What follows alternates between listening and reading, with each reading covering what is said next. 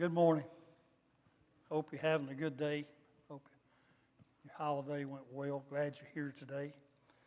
We're on page 8 this morning, talking about failure. Page 8.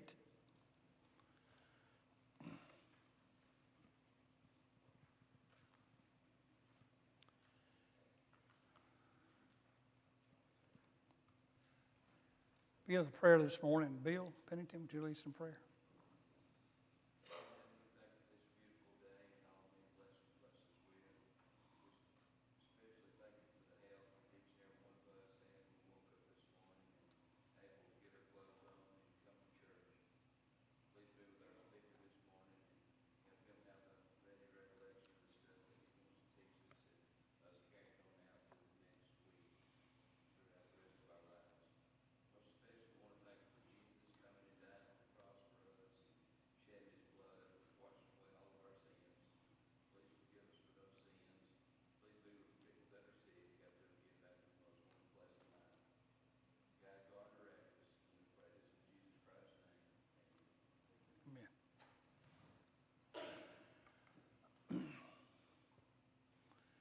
When it comes to failure, I think all of us in some way, somehow have experienced failure in our life.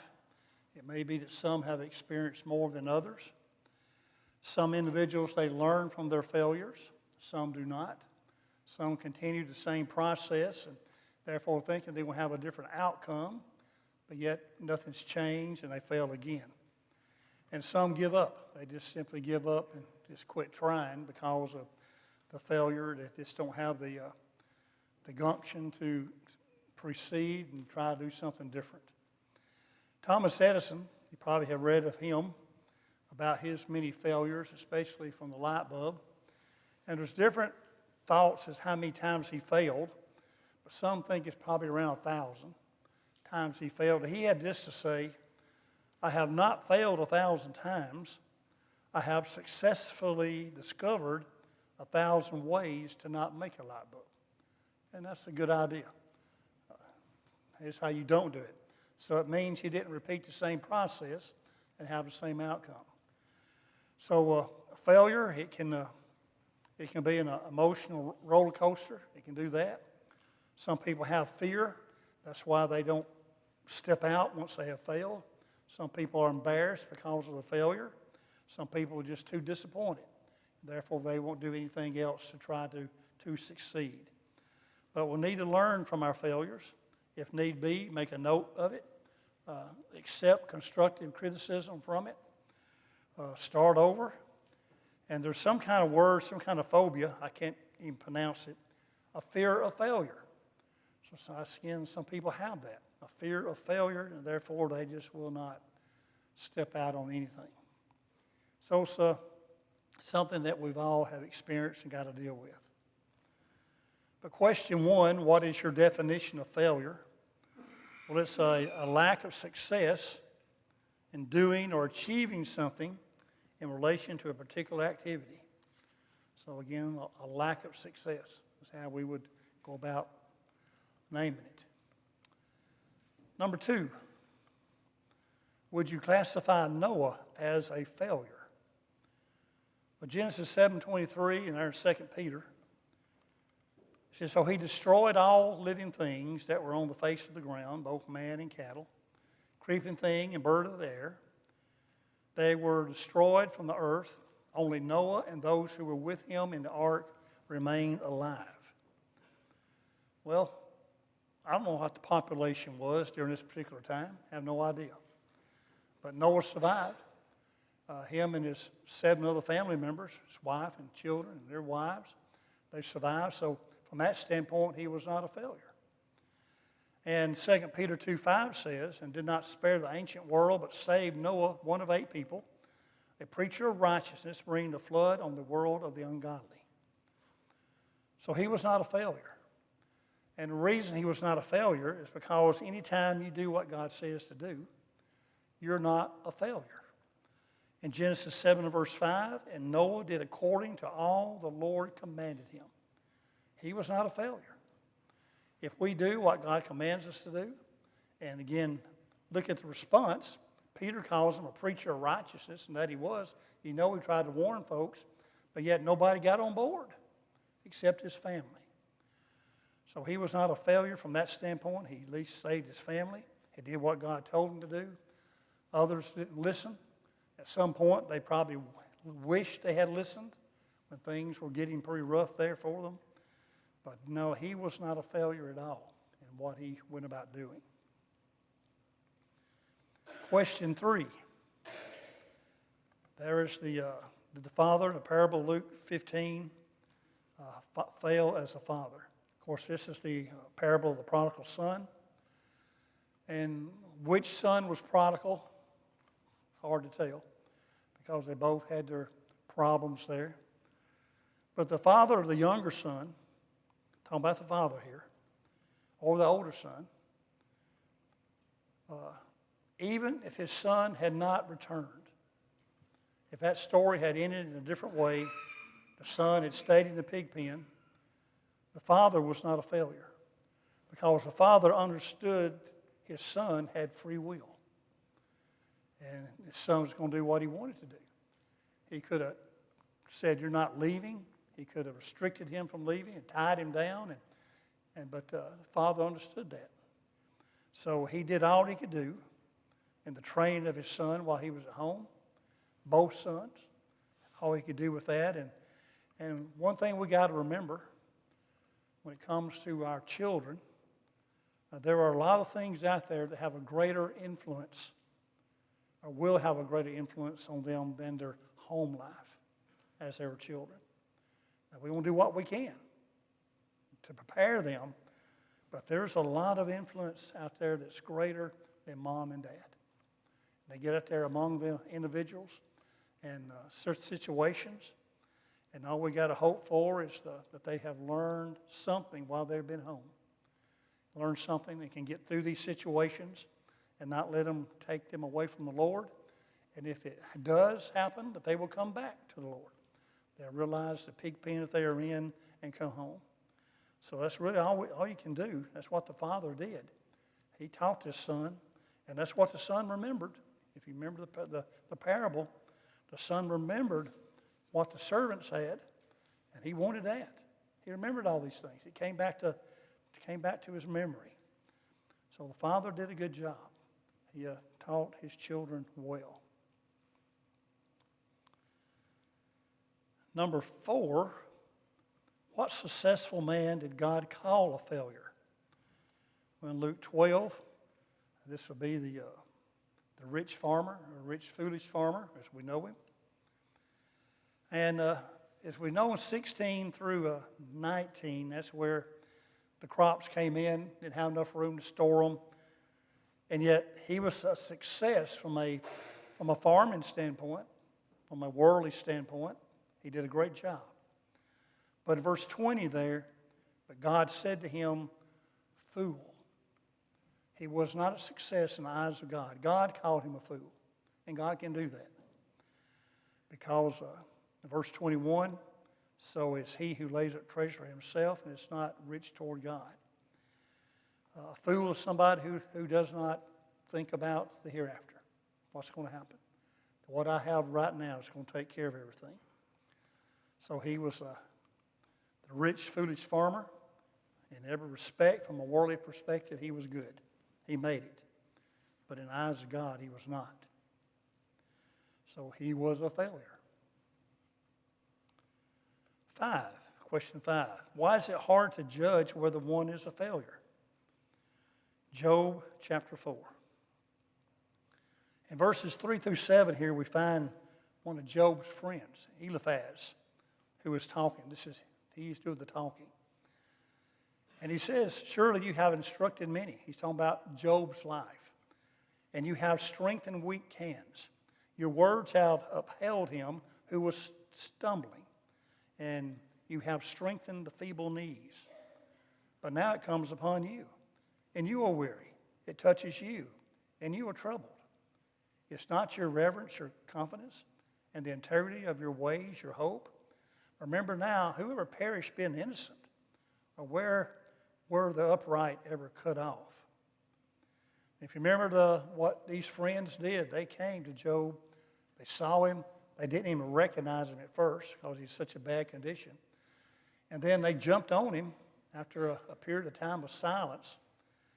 They jumped on him and said, "What have you done that's so bad? You have done something terrible for this to happen." And yeah, they mentioned here, you're a good guy, but you're hiding something. You've got to be hiding something, or else the Lord wouldn't have caused this to happen. And they didn't understand. They had no idea why this was happening. They didn't know it was the devil who was doing it. No way for them to know. They didn't understand it, but they jumped to conclusions. That's what they did. So it's hard to judge whether one is a failure or not. If we just look at what's going on in their life, and we've all had some situations, terrible situations, I guess, that happened, that doesn't mean a person's a failure. Just because life is treating him poorly, in Job's case, he was very much a man of God. And he was not a failure because he did as God told him. And so bad things happen doesn't mean a person is a failure in the eyes of God. Sometimes we do that. We weigh the good and the bad. If the good outweighs the bad, he's a good individual. If the bad, he's a bad individual. It may not be that way at all. Don't be like one of these friends here. Number 6. No one is a failure who does what? Ecclesiastes 12:13. Let us hear the conclusion of the whole matter. Fear God and keep His commandments, for this is man's all.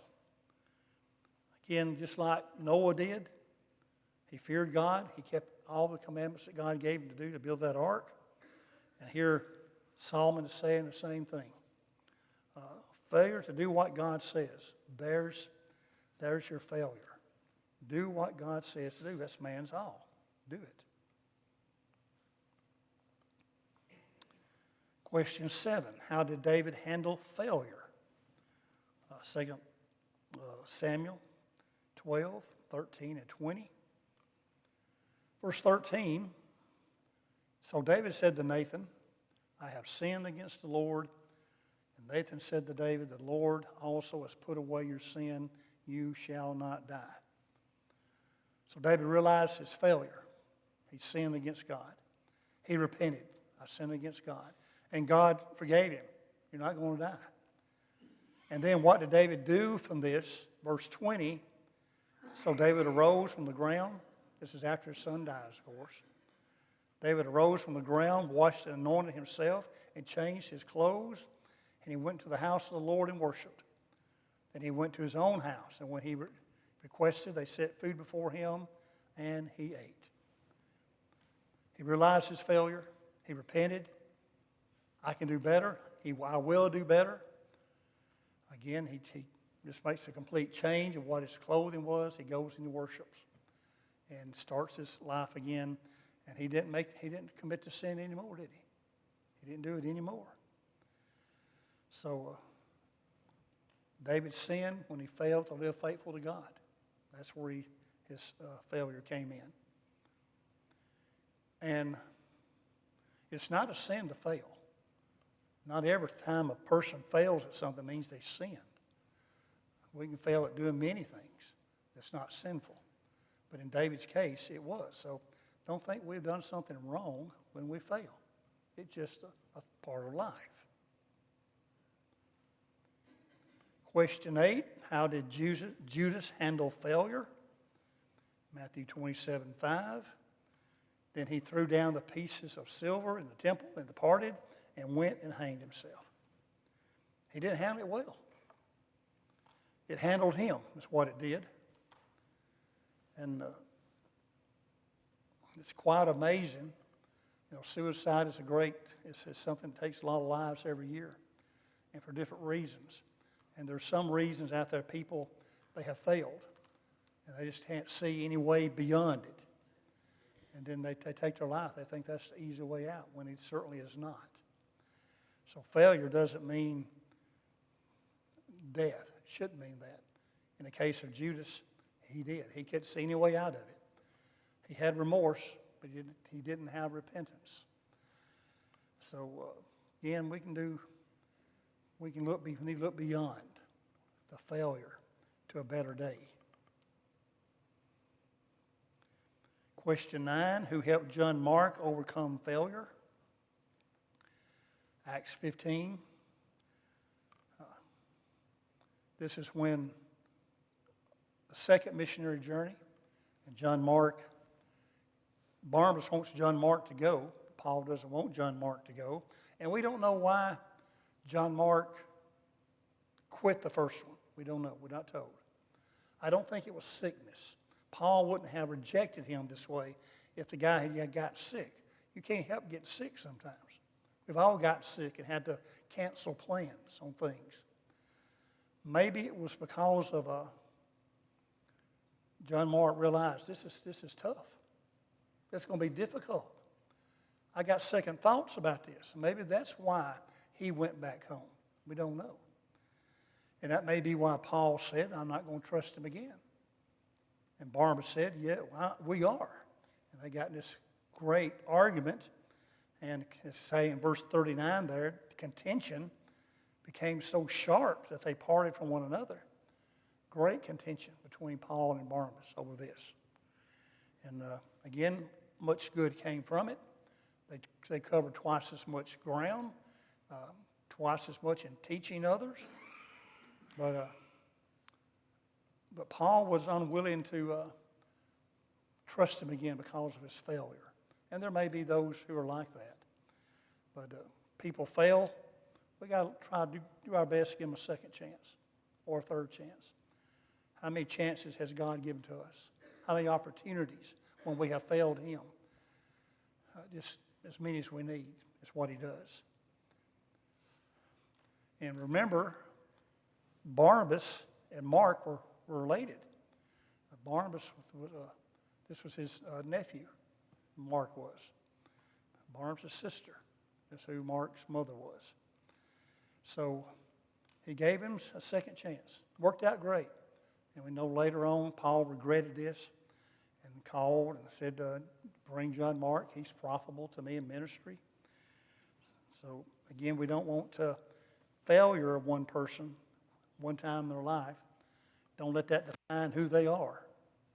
Realize that they can do better. Give them that chance.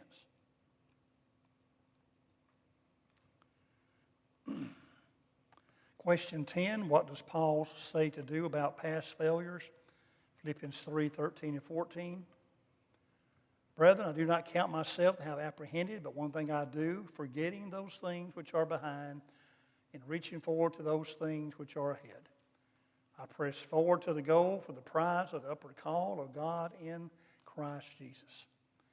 Paul had to put it all behind him. And he had to put a lot behind him. Because he could have let this get to him, that I have persecuted, at the least, I have killed Christians, and now I'm going out there and preaching to those survivors. You know, he could have said, I can't do it. I'm a failure at what I've done.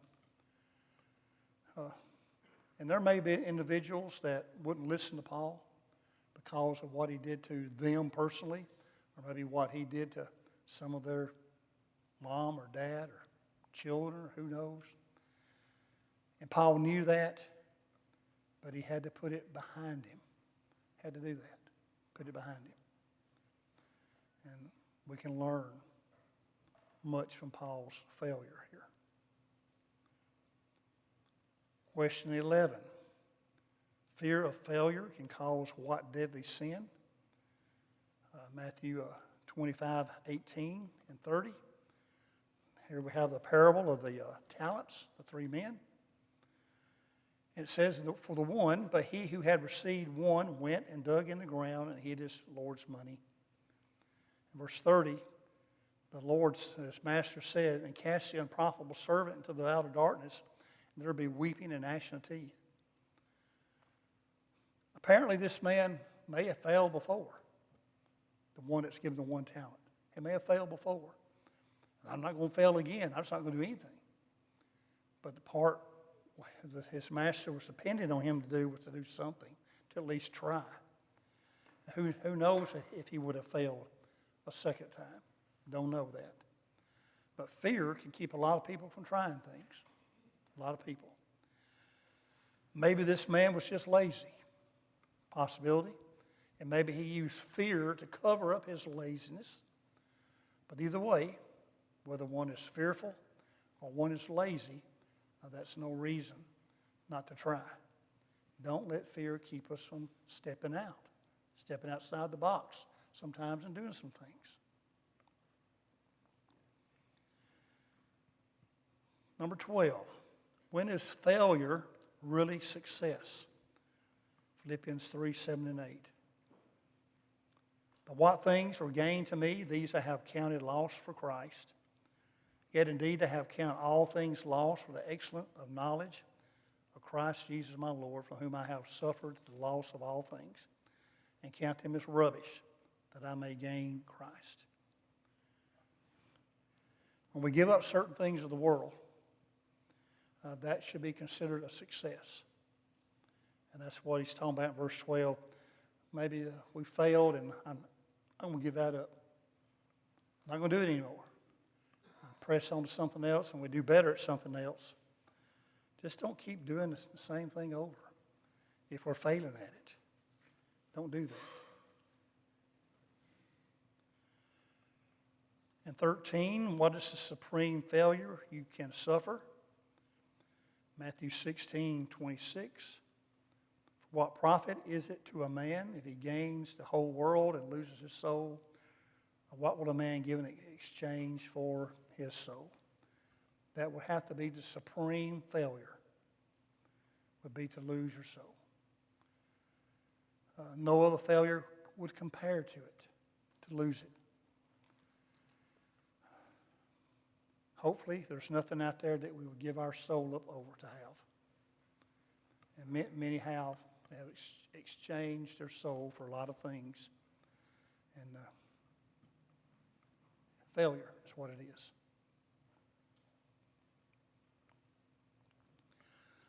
On the questions at the bottom, what do you think tests people best, failure or success?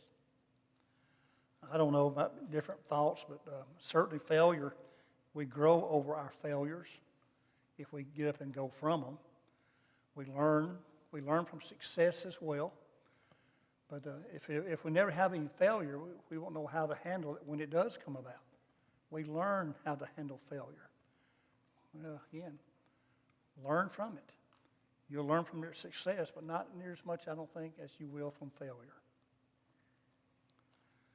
2, I don't really understand the question, but if you're looking at Jesus' ministry, can you argue a good case he failed? I don't know any time when he failed. Never did he fail. I have saw some things where people said he didn't, during that 30-year period when he had the disciples with him, that maybe he didn't get them to grow spiritually as they should. They were immature after 3 years. I'm not going to say that either. Again, he knew what he was doing. And he brought these men along as they could handle it. But I don't see how he failed at anything. Anything could he have failed at? Unless this guy knows something I don't. Maybe he's just asking the question, I guess. Number 3, has the church failed in its commission from the Lord? He's talking about the Great Commission here. We haven't failed as long as we're trying. When we're not trying as a church, as individuals, if we're not trying, then we have failed.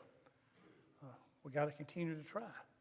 We never know when that one invitation, that one speaking with somebody, when that one time is going to make a difference. But if we never try, well, then we're not succeeding in the Great Commission. And we can't become complacent.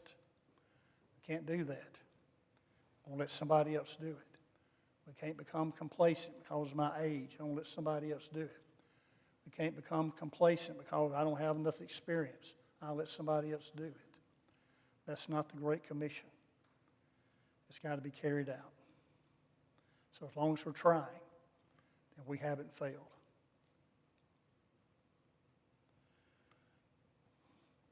So failure, we can learn from it. The Lord wants us to learn from our failures and be better because of it. Anything on failure?